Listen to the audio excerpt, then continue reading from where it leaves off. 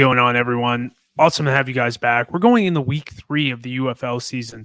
Obviously, no Markcast this week. Big sad over here. But I'm going to do my best to be kind of like your wish.com version of Reed Johnson. You know, I got the beard, I got the hat backwards. I'm going to sit there and do this sometimes and whatnot. But you know what we're going to talk about? We're going to talk about some QB rankings. We're going to talk about, our predictions going into week 3.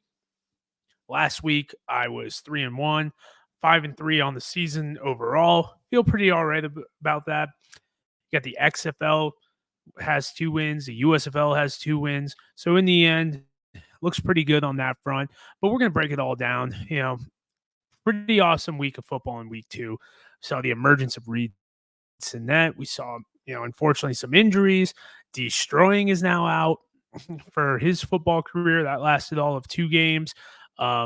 Jake Bates continues to dominate. Chris Blewett continues to dominate. The defensive line of the Stallions, all those guys look like they're going up to the NFL next year, and we're going to talk all about it. So appreciate you guys for tuning in. Let's get to it. We're going to start off with these quarterback rankings. 12 quarterbacks saw the field this week. Danny Ettling's going to be our honorable mention. He, threw a pass, 1 of 9 to EJ Perry on the injury report. So we're not really sure what we're going to see out of the Michigan Panthers as far as their offensive signal caller.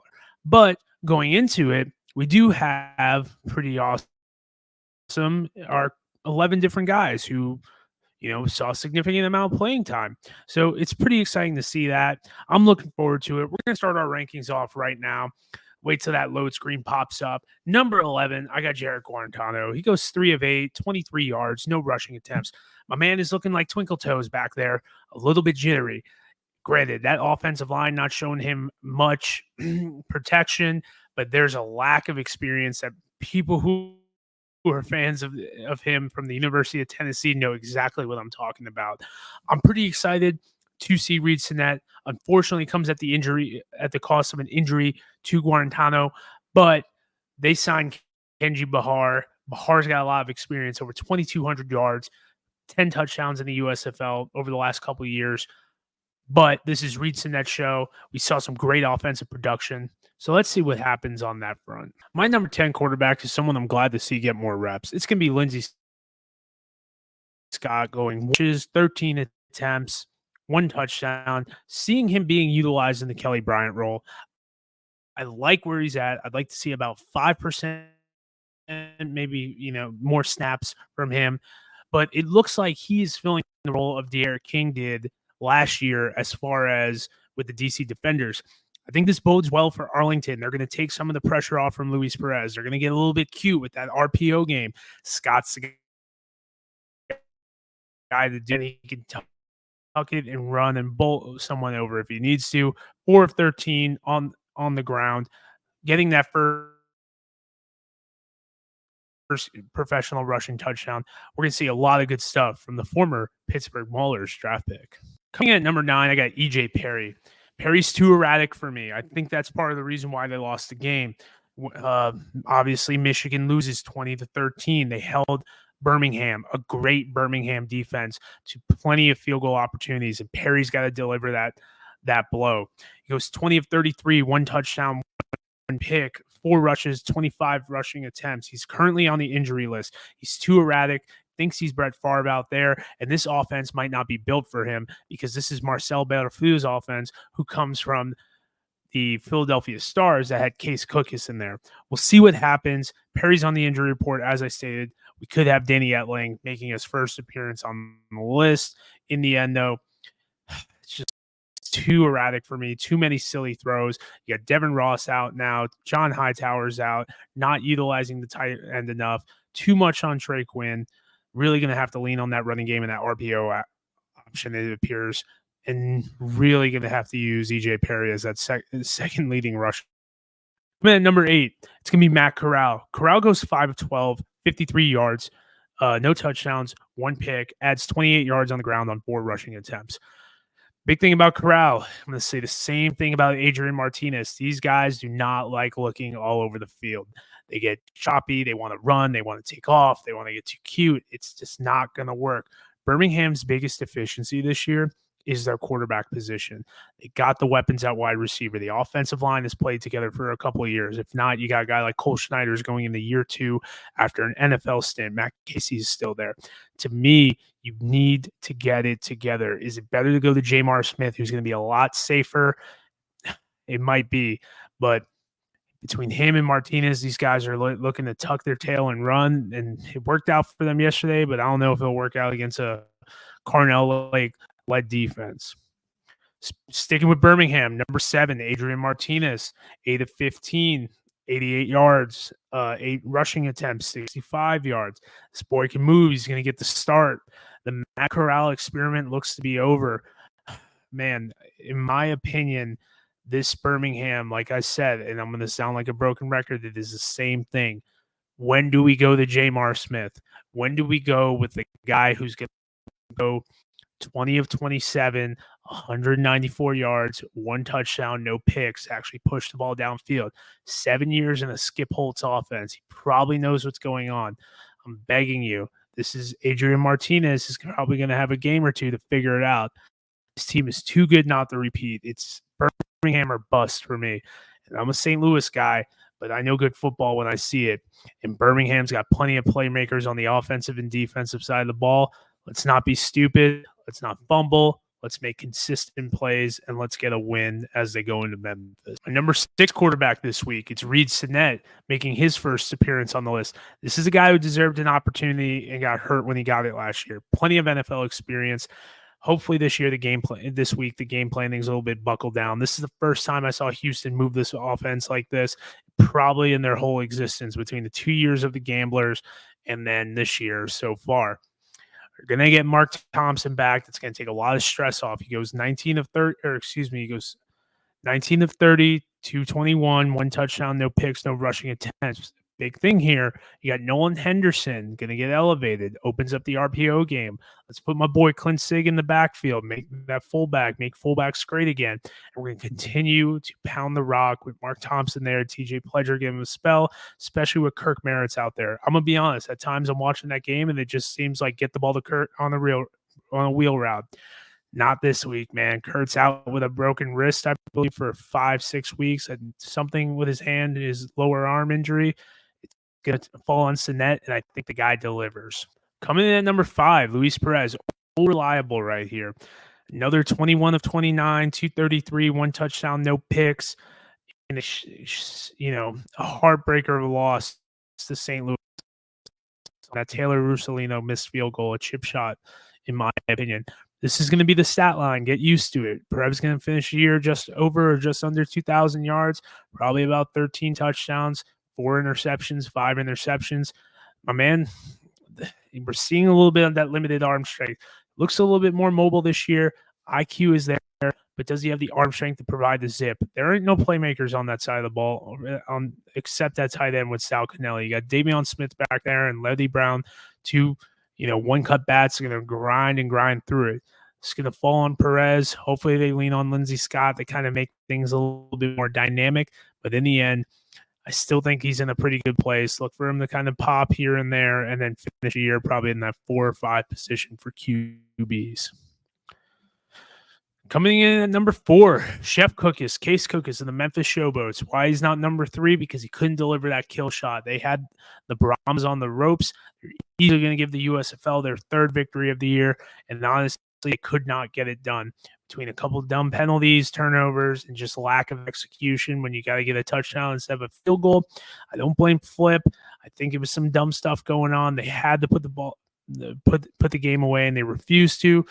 Cooks goes 17 of 31, 194, 1 touchdown, no picks, 9 rushes, 58 yards. 2nd week in a row, he leads his team in rushing yards. Vito had about 54 rushing yards on his own. I think he had like 16 carries or something like that. In the end, team needs to get it together, deliver that kill shot, and you got Cookus will be up a couple more rankings. But this week, he'll be at number 4.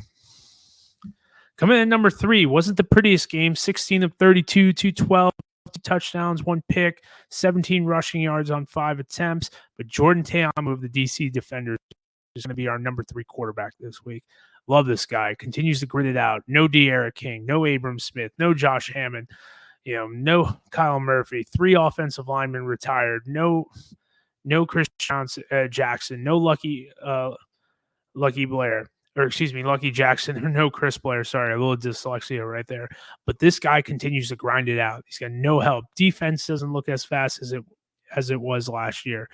Couple guys are looking a little bit like they're falling off, but you got Boogie Roberts and TJ Barnes keeping them in the fight. Big week for them. Are they going to come out? Are they going to muscle up and get this victory? Who knows? But in the end, you got Teamu back there, just crossed over 5,000 passing yards in his career in week 1, coming up on 1,000 rushing yards. Anytime you got 10 back there, you feel pretty good. It is worth noting that last year it took him 2 weeks to kind of get his bearings under him. The year before, same thing in the USFL when he was one of the most sacked quarterbacks in that league, despite leading the league in passing.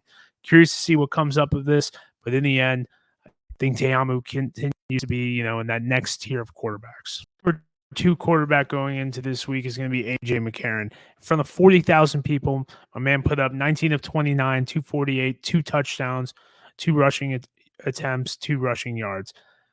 Week of 2s in week 2 for AJ. I mean, this team looking like they're starting to click. Mateo Durant seems to be the guy. It's opening up the running game for him.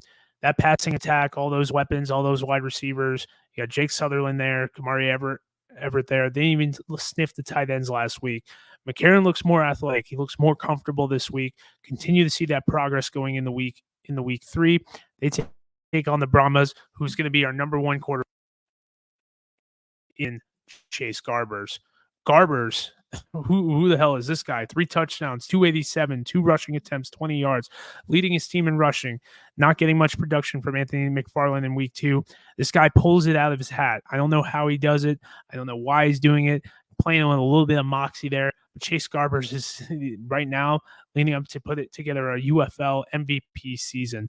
Uber excited to see this guy. Just every week. How's he going to do against that pass rush? Are they going to be able to get to him? That offensive line, losing Alex Millette, not the best thing, especially in the passing game because the guy can catch touchdown passes now. But Garbers continues to do the right thing. He's our number 1 quarterback. I don't see a reason why, despite the interception, coming back, putting up 20 points in the 4th quarter to help his team get to a 2-0 start. So those are our quarterback rankings. Let me know what you think in the comments. Let me know who's too high, who's too low. Who are you excited to see? Now let's get into our week 3 preview. We got 4 good games coming up. My first game of the week, I'm going to Arlington. Colony upset here, even though they're at home. DC just cannot put it together for me right now. I don't know what it is. I just got the gut feeling. I'm not going with the analytics. I'm not sure what their run game is going to look like. Who's going to be the guy at receiver? And honestly, I think that even Teamu is going to have to put too much of this on his back. With Lindsay Scott on the defensive side of the ball, on the offensive side of the ball, I really foresee that kind of getting things a little bit goofy for DC. I do have a lot of faith in that defensive line, but once you get to that 2nd level and that 3rd level, I still think that they're going to have a hard time matching up. I'm not really sure about who is going to be the guy for DC. I know I've said that, it's repetitive, but who's going to step up? Young defensive backs in Arlington. Really looking forward to seeing this game, but I got Arlington winning 24-17. That's my upset this week. Memphis versus Birmingham, and I'm picking Birmingham.